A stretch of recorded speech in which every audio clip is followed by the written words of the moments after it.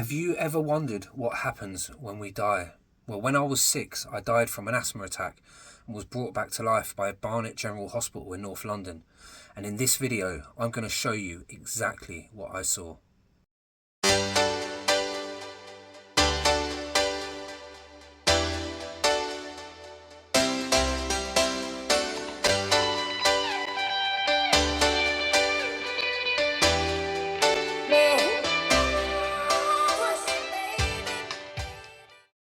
Hiya guys and girls, ladies and gentlemen, and all beautiful souls of planet Earth. I'm Sean Hills, and this is A Soul's Experience, a channel dedicated to helping the human race remember who we really are. To all my returning soul experiencers, welcome back to the channel. It's great to see you all. If you're new to the channel, welcome, welcome, welcome. If you want to become a soul experiencer, all you have to do is hit that subscribe button. You don't even have to like this video, but hit the subscribe button because there might be a video that you want to like in the future. However, I really like this video. This will be the third video I've made about my near-death experience, but I'm coming at it from a completely different angle. The first time, I literally just spoke about what I went through. The second time, I drew out a bird's eye view of dimensions, 30 foot here and 10 foot there. And I tried to map out from a bird's eye view the area I was in. This time, I've tried to draw a perspective. Don't expect the Michelangelo or a Da Vinci. It is quite a basic drawing of my point of view, where I was in my near-death experience and what I saw, heard, and what I went through. And the reason I want to make this video now is because I'm hoping that there are other souls out there that potentially have been to the same place. I am aware that each near-death experience is tailored to the individual, but I'm also aware that there are specific places on the other side where souls go for different reasons. I really believe I was in some sort of holding area for young souls, for children that were having near-death experiences, and I was looked after by an angel or a blonde woman. There were no wings involved. I'll show you the picture in a minute, just a woman coming out of the clouds. But this woman, this spirit, this being, the feeling of trust and love that I got from this being, it was as if she was in charge of all babies of Earth.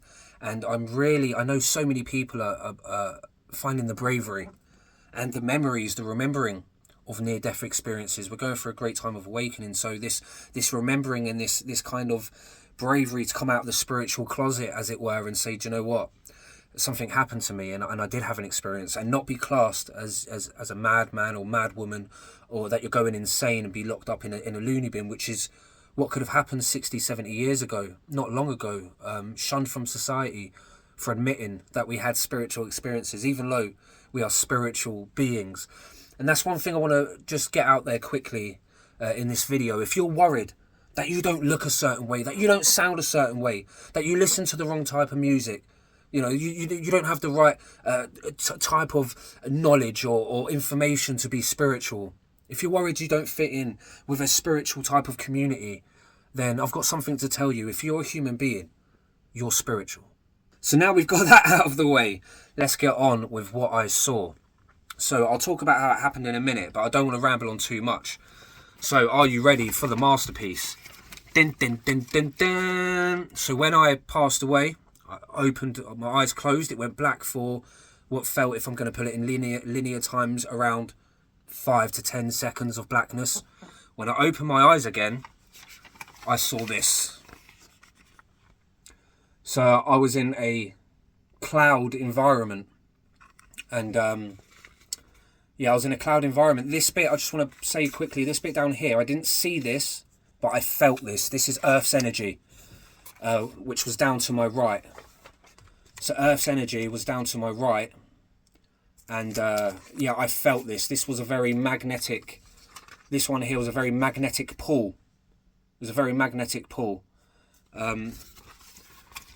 But if I didn't focus on Earth's energy, it went away. It was only when my awareness was brought back to my body on Earth that I could feel it. So let's go through what I saw. So I woke up in this cloud environment, confused, but feeling better than I previously did. See, I died from an asthma attack.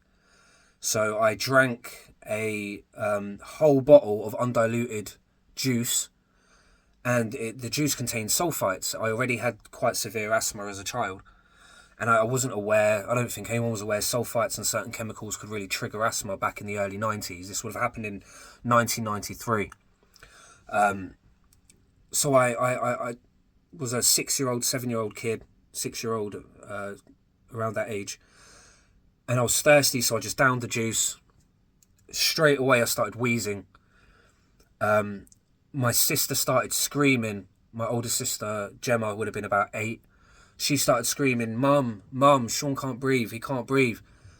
And I'm just struggling for air. I think as a young child, you're not really in a type of panic, you're in a type of survival. You're just, with every muscle in my body, I'm trying to inhale air into my lungs, and I can't. And as soon as my mum saw me, I must have been going blue. She freaked. She knew exactly what, she knew I wasn't in a good way, and she screamed. And I remember her putting me on the bin or on a chair in the kitchen, yeah, and just holding my face up and looking at my lips, and then just going into panic. She scooped me up into her arms, and I remember her screaming for our neighbour, who was a taxi driver. He drove a black cab in London. He was a taxi driver, and I believe his name was Tony, if I remember, and she was screaming, Tony, Tony, and she ran out, and he just so happened to be at home at this specific time, and his cab was there parked in his driveway, and he rushes me to Barnet General Hospital in North London, which was about, I'm going to say about a 10-minute, 15-minute drive away.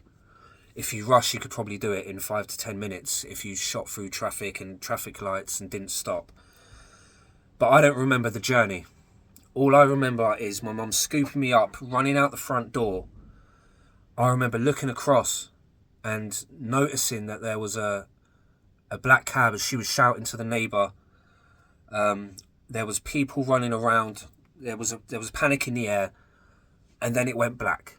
I felt my body go limp. I felt my head drop backwards. My arms dropped down to the side.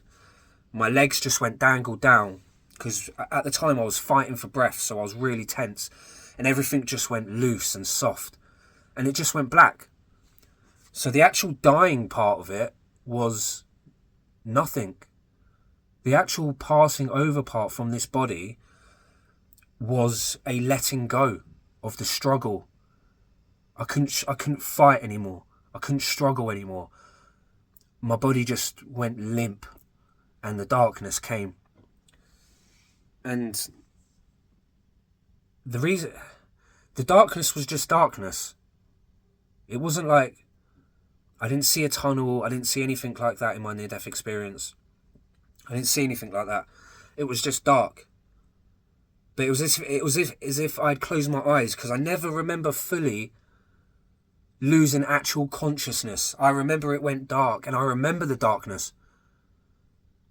So it wasn't like I was unconscious. I remember the darkness. I remember my body going limp and my head dropping back. And then it was like a nothingness. But then I opened my eyes again, and I was in the clouds. And I probably wasn't in the earth clouds. I don't believe I was in the clouds of the earth, like a actual weather phenomenon. I wasn't in the actual clouds. I believe I was in a cloud environment, a soft environment, a specific environment. And when I opened my eyes, I knew I wasn't where I just was. I wasn't sure what had just happened. I wasn't aware that I had just left Earth. I couldn't put it into that context. Oh, I've just left Earth. That's what's just happened. Oh, I've just died. That wasn't going through my head. I was just like, where am I? Okay, this is infinitely better than where I just was. But all my focus on where am I? And I could straight away see this angel, or I wouldn't have classed them as an angel at the time, just a woman with blonde hair, because we're always led to believe angels have wings, and this woman didn't have wings, but she was just coming halfway out the cloud, and I didn't question it. I didn't question that at all. Where's your legs? Where's your hands? Where's your arms? Like, you're just all head and shoulders. You're all head and shoulders, and big, huge. If this woman angel being was a full-bodied angel. I'm going to say would have weighed around 35 stone, 40 stone, 50 stone, and would have been about 9 foot, 10 foot tall, and would have been as broad as two men put together. The shoulders would have been as broad, and the head was huge. It was a massive head, like four times the size of a human head. Big being, but not intimidating, not scary. Nothing up there was intimidating. You don't. I think we forget down here that our emotions are projections of our inner being, So where I was, there was nothing to give me that sense of fear. Nothing. And I didn't feel it inside me. Maybe I could have panicked. Then I could have turned that scenario into something scary. But it was just take it at face value. I took it at face value. So there's a blonde lady, and then there's a man in the distance leaning up against the cloud who's got the biggest grin on their face. I mean, there was nothing to be scared of. I took it at face value, and because I was just in such a place of panic, then this place, I was no longer in panic. I no longer had to breathe, although I wasn't aware of that at the time. I'm not breathing. I didn't have this kind of awareness going through me. It was just, where am I? And who are you? And who are you? I wanted to know who they were. And the dots of light you can see in the distance, I noticed them sort of, I want to say, 30 seconds to a minute into my experience. They were always kind of there, but my awareness wasn't on them. That was like in the distance. And the first thing I heard, after maybe, if you want to put it in terms of time, I heard, "You have to go back." And I didn't want to hear that. I just dismissed it, like I just didn't even hear it. I just dismissed it, nope. And I said, "Who are you?" And I didn't get an answer. Not once did any of the beings tell me who they were. But I was starting to remember. I'll get to that in a minute. It was really, really cool. I started to remember. And then I asked the man. There was a man there dressed like a Rockefeller. I don't know if you know what a Rockefeller is, but in Britain in the 50s and 60s, around that time, the Rockefellers listened to old rock and roll music. All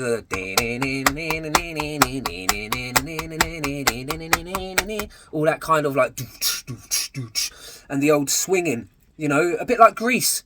You know how they dress in Grease? Grease Lightning with the flick on the hair. He was dressed like that. Now at the time I had no idea who this guy is. And I asked, who's he? Who's he? And what was weird, what was strange, which I still didn't question in my experience, was when I focused on the man and I wanted to study this being almost, my vision within an instant went from where I was to being like microscopic up close, looking at his strands of hair, looking at the detail on his teeth. His teeth were perfectly white. Everything was perfect up there. Everything, not a stain, not a blemish, not a piece of rubbish, nothing broken. Everything in place. It seemed like every hair was in place. And even when the hair moved in the breeze where there was no breeze, it moved in sync. Like each hair was an individual strand of hair. Same with the angel. When the angel's hair flowed, it moved in sync. Like it wasn't just a piece blowing over here and a piece blowing over here. It was like it was like it was supposed to move that way. Like it was flowing. Like it was a gentle flow, but I couldn't feel a breeze. So my vision zoomed in on this guy. And then I studied the face, the hair and the teeth, really. That's what I remember, looking at the teeth and the hair. I don't know why. and then zooming back to my position, and then carrying on asking so many questions all at once. Who are you? Who are you? Who are you? Zip, zip, zip. It's kind of all going on at once. But when I came back to my human body, I could put it in linear terms to try and make sense of it. And so I kept getting distracted about the environment I was in. And this whole time, the angel's saying, you have to go back. And I'm saying, I don't want to go back. It's horrible down there. I think I used words like yucky. You know, for my age, I used words like it's yucky down there. You know, it's not nice down there. It was the feeling every time she mentioned I have to go back, and I almost was turning this way to my right. I could feel this magnetic, sticky, horrible pull, and it was pulling on my right shoulder and down my arm. You know, this part of my being. You know, like if you know that feeling you get when someone really nasty, evil person is staring at you, maybe from behind, and you're like, oh, you get this feeling like, oh, what's that? And you turn around and there's like some creep staring at you or something, or some situation where it's like, oh my God, you know. It was that kind of feeling, a really magnetic pull, like it wanted to pull me back down. So I kept ignoring it. I kept ignoring that energy, that earth energy. And it's only when you're on the other side you can really feel the density of that earth's energy, the density of it. You know, it's so low. It's such a low vibration. It's so down there in vibration. It's such a pull. A long way from home, it feels. It feels like such a far away from home. Like, why would I want to go down where it's cold and rainy and dirty and stinky when I'm in this beautiful, white, clean, perfect environment and everyone's got a smile on their face? You know, like everyone I've seen, the only two people, but there's a smile on their face. And by the way, the conversation with the angel, everything was done in the mind. There was no lips moving. You can hear a voice. There's definitely, everyone's got a voice. You know, I could hear my voice in my mind, and I could hear the angel's voice in my mind. And she could hear me in her mind. And so we've got having this back and forth. And the thing that really stands out to me is she felt so blasé about it. It feels to me anyway. Maybe I judged her wrong, but she felt her actions were so blasé, like I was making a fuss out of nothing. Like I was like, I really don't want to go down there. I'm not going back. I'm not going back. Like basically throwing a tantrum, really kicking off. Like I'm not doing it. And she just had this little Mona Lisa grin. You know, the little smirk. She had a little smirk on her face with her eyes kind of barely open, like that, just barely open, and just nudging. As she's communicating with me in her mind, she's just like as if she just doesn't really want to hear it, you know, as if she probably heard this a million billion times from everyone before. So that was going on, and that's when I noticed. I was like, hang on a sec. I think I started, because I started staying there for a period of time.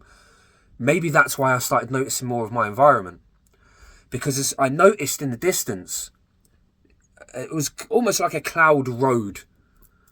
But then it had booths, like what you'd find in a club, but giant booths made of cloud. And inside these booths was three lights. And I didn't know, I knew they were like, something was going on over there, but I couldn't zoom in over there like I could in my environment, like I could zoom into the man, I could communicate with the angel, although the man didn't communicate with me at all. But I couldn't go over there. I couldn't go and examine what was going on over there. It was like that was almost private. And then I noticed another booth further away, you know, going right off into the distance, and then another one, and it just went on. These booths just went off into further than I could see. So there was definitely depth where I was. There was definitely places, like depth, like distance and environments. And yeah, I'm just wondering if someone was in one of them booths. Because I was in like a type of booth, and maybe they saw me as just a light in the distance. 3 lights, and each one had 3. that was specific, and I was only, there was three of us. There was me, the angel, and one relative, which I later found out to be my dad's brother, who passed away when I was a baby. That's who it was, who dressed like a Rockefeller out of Greece. That's who the man was. It was my Uncle Cliff. He's the only one in my whole family who dressed that way, and there's photos of him with his hair flicked back, in the suit, white suit, the tie, you know. And I didn't find that out till years later, when my dad showed me a photo of his brother that passed. So that was my uncle that was there. So when I saw three other lights in each of these things, it made sense. There was three of us, three of them, three of them, three of them, three of them. And then I started feeling, because this whole time, I would say the only feeling I had was curiosity and a real eagerness not to go back to where I'd just been. I didn't care if I had to stay in that environment. Maybe I would have got bored after a while, but for that period of time, I could have just stayed there, exploring where I was. I was very happy to just be in the clouds. I wasn't thinking about heaven. I wasn't thinking about hell. I wasn't thinking about Jesus Christ or religious figures in that sense. I wasn't thinking about, being judged or anything. I suppose I was so young that that's what makes this experience quite unique. I wasn't a believer in anything. I was just a child. I hadn't gone on my spiritual journey yet as an adult, and hadn't gone through all the addiction and turmoil and homelessness and prison, and hadn't had my life yet. Hadn't picked up judgments and non-judgments and ideas and labels and everything else. Hadn't become human yet, in a sense. Still innocent. Still very innocent. So I believe I went to a space where I was just held and looked after for a little while, because what started happening is I started to feel. After the curiosity, I started to remember the woman, the being, the angel. And I said, I know you. I know you. And I started to remember who she was. Like, I know you from somewhere. And then I started getting this feeling, which I now know to be love, but it was trust. At the time, with my mum being an addict, an alcoholic, and through going through the care system at such a young age, I had no trust. I didn't know what trust was on planet Earth at the time. So this love that I started to feel, I took it for this trust. And I think trust and love go hand in hand, actually. I started to trust her. Really, really trust. Like, whoa, like beyond a mother figure. It was very much like a mother figure, that feeling of love that I was getting. But it went beyond that, because I remember saying clearly, such a strange thing to say for a 6-year-old to say, but I said I could trust you with 1 million babies and you'd love every single one as if they were your own. Not one would go without, not one would be harmed, and not one would be left without attention. In fact, this angel, this being, would be able to look after the whole of Earth's children and do a better job than what human women can really do, or human men, parents, can really, really, truly love their child. Just one or two. And that's, hey, I'm a parent of 4 children, so that's not easy to say. But I'd never experienced such a, I know what they mean by sacrifice. It was a sacrificial kind of love. Like, this being was there purely to love the children. Nothing was for them. No taking a 30-second rest. That was the being's whole, and wanted to love the children of the earth. Maybe the children of the universe, I don't know. But the love and the trust I felt from this angel was beyond anything that I felt on earth. And I had just left my mum. I had just died in my mum's arms, who I love. Well, she passed away when I was 14. But I still love dearly, and loved her when she was alive. Love her dearly. Always loved my mum dearly. But this trust the love that I felt from this angel went beyond love. It was like, it was not in this angel's being to ever do anything harmful, deceitful, selfish. Any of the things that we get on earth, it was not capable of. It was only capable of love. And to actually meet a being that is only capable of love, and you know that, like, you can feel, not like, oh, I have to trust you. It's like, no, wow, I trust you. Whoa, I know you. I trust you. I love you. Like, who are you? You know? And I started to feel this trust. And after I said what I said, she repeated back to me, yes, I could love 1,000,000 babies and love every single one as if they were my own. You know, as if there was no love, no trust, no greater mission for this being than to make sure all the children were on the other side, going through whatever they were going through. I believe that this being potentially was with multiple other children, or maybe just watching over. I'm not sure. This is what the point of this video is about. I'm really hoping somebody else who's gone through an experience, a near-death experience, has maybe gone to the same place I went to as a child. Cloud environment with the booths and this blonde woman just coming out of the clouds. But as soon as I started to remember, she asked me a question, which was, do you trust me? To which I answered, yes. And as soon as I answered, yes, I trust you, I woke up in hospital. And I don't know if it was right away. I don't know how long I was on a nebulizer for. I'm actually in the process of trying to find my medical records from 32 years ago. I'm in that process. I want to make a long kind of docu video, potentially travel to the hospital, which is now 300 miles away from me, because I've moved across the other side of the country, you know, when I was 17, 18. So I am looking to go find out just how long I was unconscious for, what they had to do to bring me back. I know I woke up on a nebulizer.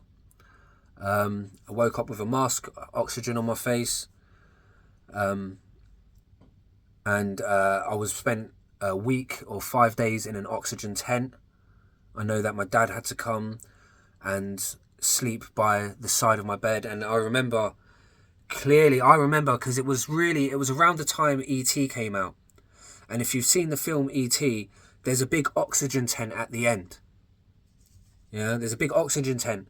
And I remember watching that film, and then I remember being in the oxygen tent. And I had to stay in there for about 5 days a week. And it was wrapped around the bed. And the only contact I could have was my dad. I remember him, and my mum must have been there as well, but I remember my dad staying and him putting his little finger through one of the holes. You used to have these little holes to let fresh air in and out, or to let carbon dioxide out. And while there was fresh air being pumped in, and he just put his whole finger in quickly so I could grab it, and just so I could hold on to his finger, because I was scared. I was so scared. Really scared. Really very, very scared. But I was alive.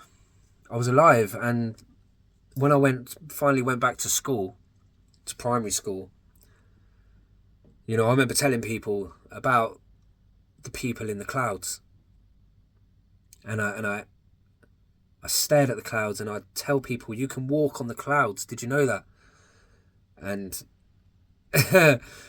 like every child, you're just told that you've got a vivid imagination, and just, a little pat on the head, and aren't you cute? And no one took me seriously, ever. And I just stopped telling people about it. And I didn't speak about it for years and years and years and years and years. Until a few years back, when I was just staring up at the clouds. You know, I'd been meditating for around 6 months to a year at this point. Getting into meditation and just trying to recover from alcoholism. Because I fell into addiction after my childhood and stuff. But, you know, I was just recovering from that and trying all sorts, trying Tai Chi, meditation, just trying all these out there, things that I thought were just out there, like yoga, nothing's going to work. And it was through these times that I was just staring up at the clouds and it hit me like a ton of bricks.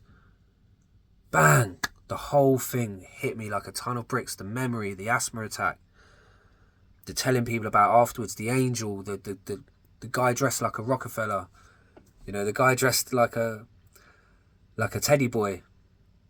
It just all hit me and I was just like, man, I've got to tell people about this, because I was so scared of dying. After I had stopped telling the people about the story, you know, the memory just left me. You know, I was sick, so I grew up, left primary school, went secondary school and done that thing, and then partied way too hard in my teens, ended up an addict, partied through my 20s, ended up spending half of my 20s locked away, homelessness, rehabs, prison, you know, my life just turmoiled. So any kind of beautiful memory I had as a child kind of disappeared as I got older. Life got super tough. And it wasn't until I decided to calm all that down, finally give up the booze, settle down in a relationship, stop moving from this place to this part of the country to this part of the country, running every 6 months, trying to run from my problems. It wasn't until I stopped running and faced who I was, and just really meditation. I know people say it a lot, but there's many forms of meditation. You don't just have to sit there in silence. There's many forms of quietening the mind. You know, dancing, painting, art, just moving, walking. Walking is so beneficial. Go for a walk and just walk and talk. Just walk and talk. And at first you might just be talking about your day and your life and blah, blah, blah and this and that. But you do that long enough, someone starts answering back and giving you profound messages and starts answering your questions profoundly. Whoa, you start having whoa moments. Whoa, where did that come from? How did I not see that before? You know, because we're opening up a part of us that is normally closed. And it's not until we do that that we can start to really, truly accept these experiences that we went through, not bury them deep inside our consciousness, but say, do you know what, this happened. This really happened, and it doesn't matter if 7.99999 billion people think you're lying. If you bring comfort to one person on this planet who is afraid of death, maybe they've lost somebody and they're afraid they're never going to see them again. Like I lost my mum when I was 14. And I was petrified. I was never going to see her again. And now I talk to her every day. You know, not every day. Sorry, Mum, I shouldn't. You know, sometimes I forget. I talk to Jesus and I talk to God every day. Every couple times a week. You're right, Mum. Good morning. How's it going? And because I know she's there. You know, I know she can hear me. I know her essence, that part of her that made her her is always going to be around. You know, we're always connected to everything, and I just really, if you've gone through something like this, you are not insane. You are not crazy. You are not. And it doesn't matter how many people tell you you are. The truth is still the truth. And I'm constantly trying to figure out how we can prove the existence of the afterlife here on this planet. You know, could we do it through, I mean, it's going to take some very, very, very open-minded and clever people to start diving in to our true reality. We may need some help from cosmic brothers and sisters, from other races, from interdimensional races potentially. We may need some help.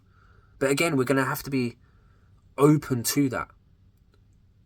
Because we can be as closed off as we choose to be. And we can be closed off with ourselves. We can go through experiences and then just brush it off. Nope, I didn't see that. I didn't hear that. I didn't go through that. But then if we do that, what we're doing is we're denying the truth. And when we pass back over and we realise or we remember, oh yeah, of course I'm eternal. Of course I'm a great oversoul who's just running some avatars in this physical reality. Of course it was a dreamlike state, here to learn and grow and evolve or experience. Of course it was just this or just that, a play, a school, whatever people want to call it, an experience, a learning lesson. Definitely not a prison. I will never agree that Earth's a prison. But whatever you want to call it,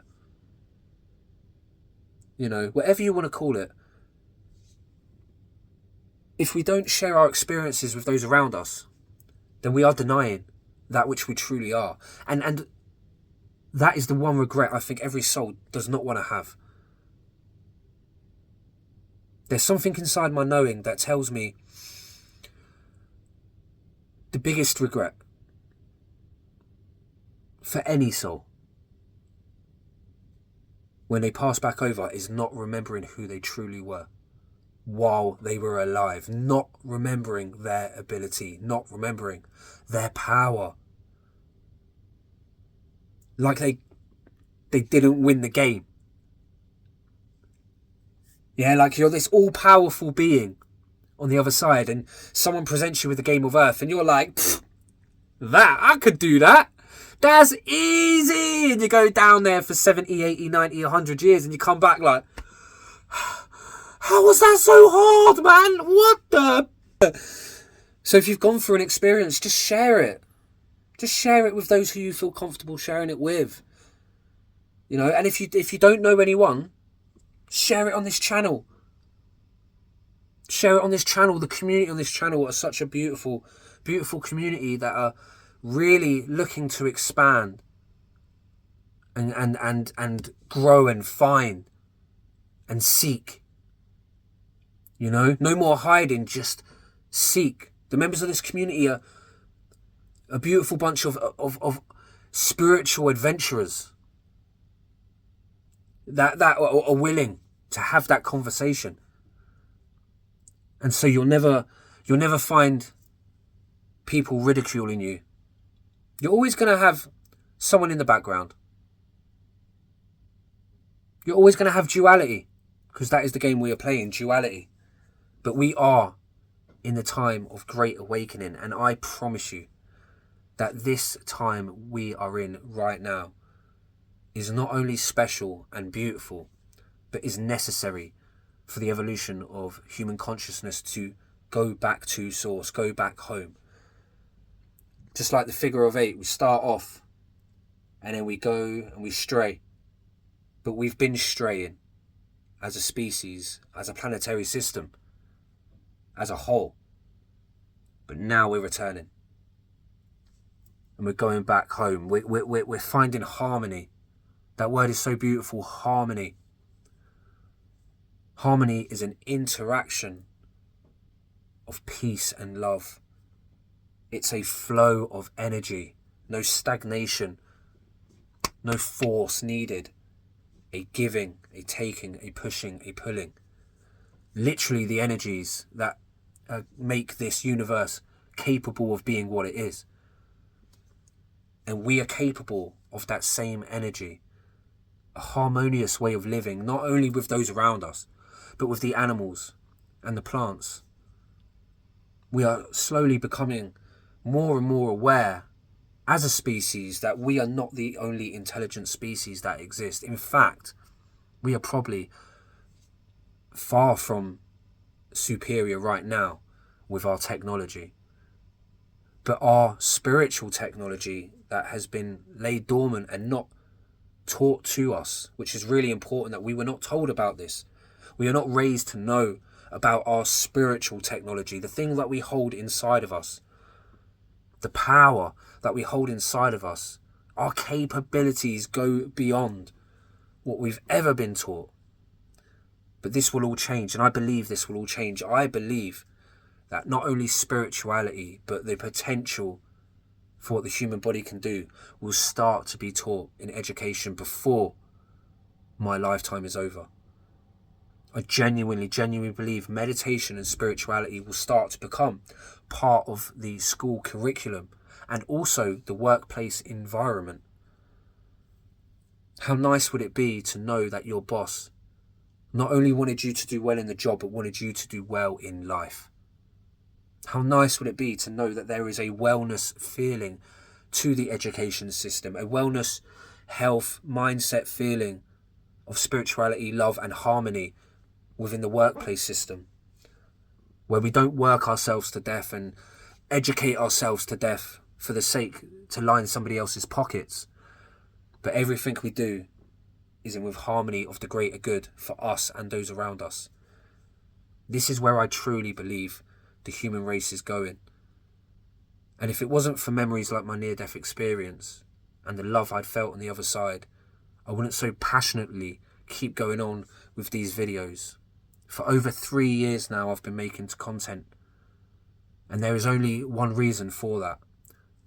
There is nothing more important in my life than the message of love, unity and hope, and the message that we do live on beyond death. I promise you, if there's one thing you take away from this video, it's that anyone we lose, we do see again.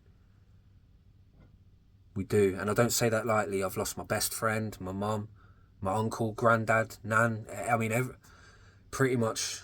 I've got some brothers and sisters, and my dad's left, you know, which I'm very, very grateful for. And I've got my wife and my children and my animals extremely, extremely grateful for. But all the people that passed, I don't feel sorry for them. I know where they are. I feel sorry for us still stuck down here doing the hard work, do you know what I mean? You know, but we're also blessed to still be in the physical because they're in love now.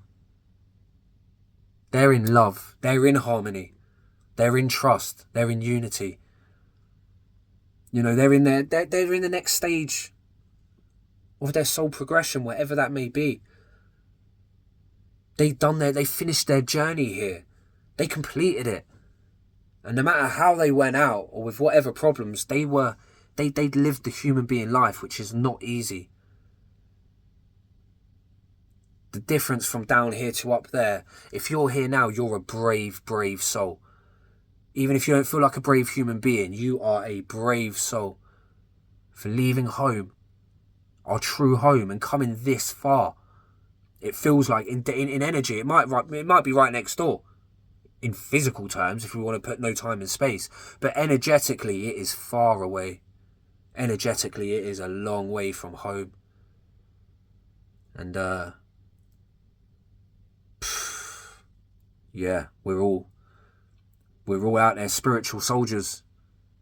So spiritual soldiers, I hope you have enjoyed this video, and I want to thank you for being down here on earth with me and all of us at this great time of awakening. It is tough, but it is beautiful, and if there's one thing we like on earth, it's a little bit of beauty. So till next time, please look after those around you, your mothers, your sisters, your fathers, your brothers, uncles, aunts, pets, siblings, the lot.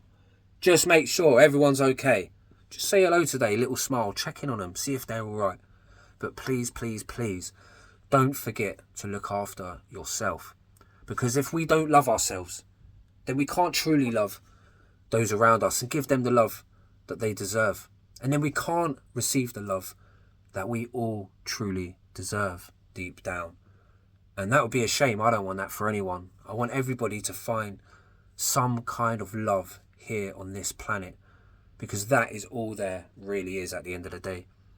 If you don't have love, then you don't really have much. And that might be sad, but I want to tell you something. Even if it seems like you are loved or you are not loved right now, there are beings beyond what we could comprehend who love you dearly and truly. And I love you dearly and truly as a fellow human being, and knowing how hard it is to come here. I love you, love you, love you. And I thank you so much for helping with all of our soul experience down here. You're an important cog in this great spiritual machine, and without you, the machine would not run. Without you, this universe would not be perfect. So thank you, thank you, thank you. I love you all so, so much. Please enjoy your day, your night, your morning, wherever you are. And I will see you really, really soon. Take care for now, guys. See you soon.